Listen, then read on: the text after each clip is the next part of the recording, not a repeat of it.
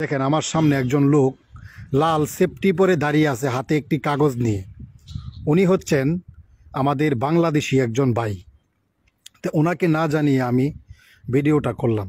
আমি যদি ওনাকে জানিয়ে করি তাহলে অবশ্যই উনি আমাকে না করবে যে না ভিডিওটা করেন না। ভিডিওটা করলে এটা অনলাইনে আমি ছাড়বো, সবাই দেখবে। তো যাই হোক, আমি ভিডিওটা শেষ পর্যন্ত করতে পারলাম। অবশ্যই আপনারা আমার কথাগুলি এখন বোঝার চেষ্টা করবেন আমি কি বলছি। উনি একটি টুরিস্ট পয়েন্টে দাঁড়িয়ে বাসের টিকিট বিক্রি করতেছে। দেখেন এই যে কাগজটা, যখন ওনার সামনে দিয়ে কোনো লোক আসে আর কি, যে মানুষ আসতেছে, দেখেন এই যে আমার ভিডিওতে দেখেন সামনের থেকে মানুষ আসতেছে, আসলে উনি এভাবে দেখাচ্ছে যে টিকিট লাগবে কিনা, টিকিট লাগবে কিনা। ওই কাগজটার মধ্যে বাসের নাম লেখা আছে, hope and hope, green line, আরও অনেক। এই যে দেখছেন হাত উঠাইছে, হাত উঠাইয়া দেখাইতেছে। তো যারা টিকিট কিনে, এই যে বিভিন্ন দেশ থেকে আসে ইতালিতে ঘোরার জন্য, দেখার জন্য, ওনারা কি করে টিকিট কিনে, ঘোরাঘুরি করার পরে বাসের টিকিট কিনে মানে পুরা শহরটা ঘুরে গাড়ি একটু দেখে আর কি।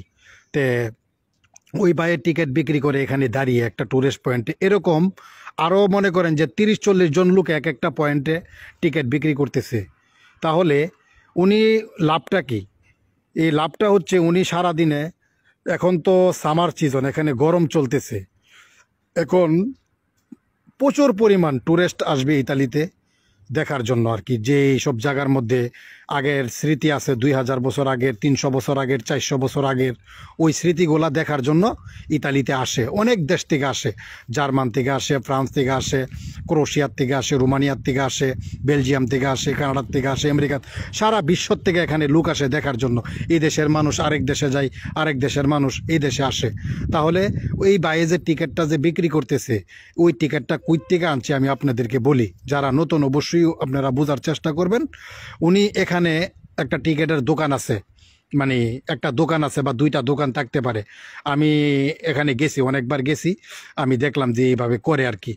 তে যারা উনি টিকিটটা ওই দোকান থেকে, মানে আপনি দোকানে যাইবেন, ওই টুরিস্ট পয়েন্টে আপনারা আগে যাইবেন।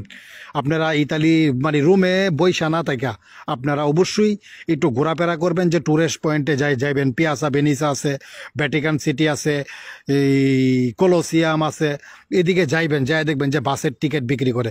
ওনারার কাছে বা জিজ্ঞাসা করবেন যে ভাই আপনি কিভাবে টিকিট বিক্রি করেন, আমার তো কাজ নাই, আমিও চাইছিলাম একটা কিছু কইরা খাইতে।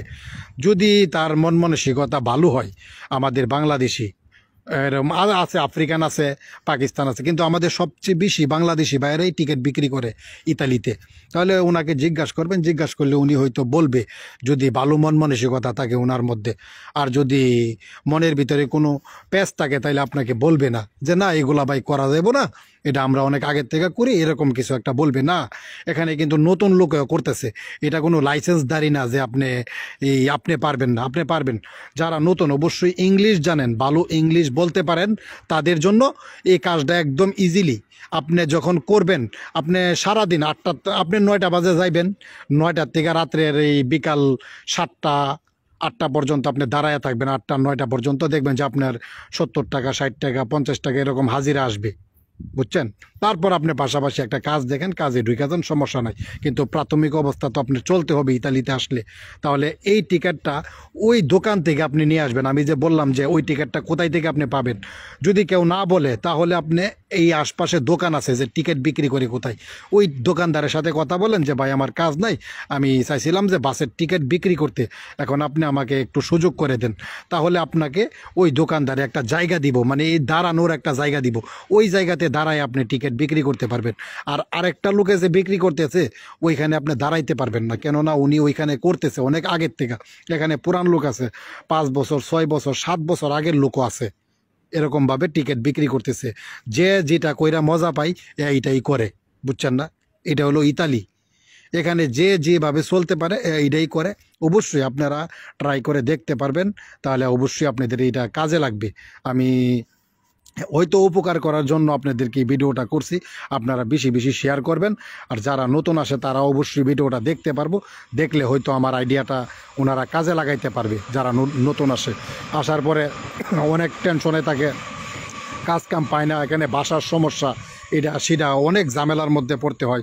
তাহলে অবশ্যই আপনারা এরকম টুরিস্ট পয়েন্টে যাবেন, যাই দেখবেন যে টিকিট বিক্রি করতেছে, ওইখানে আলাপ আলোচনা করে আপনিও টিকিট বিক্রি করেন। এখন এখানে সামার সিজন, আপনি টিকিট বিক্রি করতে পারবেন খুব সুন্দরভাবে।